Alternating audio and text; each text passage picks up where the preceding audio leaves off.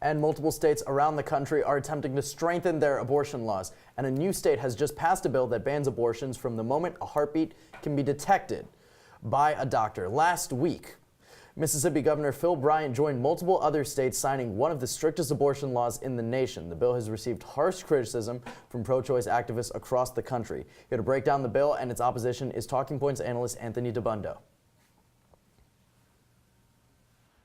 Part of Governor Bryant's goal since he's been in office has been to ban abortion in Mississippi and hopefully the country, and this is just another effort in that goal.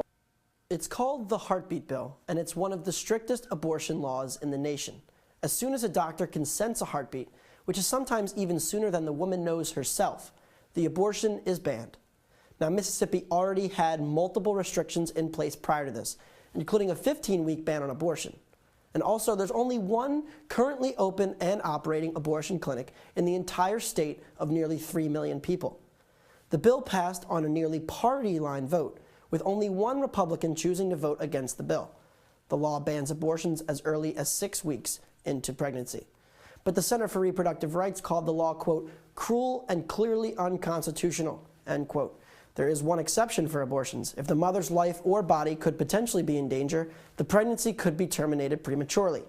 But an illegal termination would leave the doctor who performed it without a medical license. Now, Mississippi isn't the first state to pass this law, and it certainly won't be the last. 11 states have now introduced bills, including Texas, Florida, and Georgia. And while Kentucky Governor Matt Bevin signed the Kentucky Heartbeat Bill into law last week, it was almost immediately struck down in a court and will now go through legal battles. And Roe v. Wade will likely be at the center of American discourse on this issue going forward.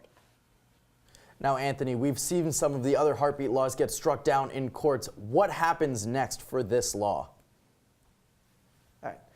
Yes, Elijah, it's definitely something that will probably end up in the Supreme Court. So many different lower courts have made different decisions depending on whether or not it's in a more conservative area or more liberal area, depending on who the judge is. There's so many different variations of this law also that make it difficult to discern what's going to happen at the higher courts.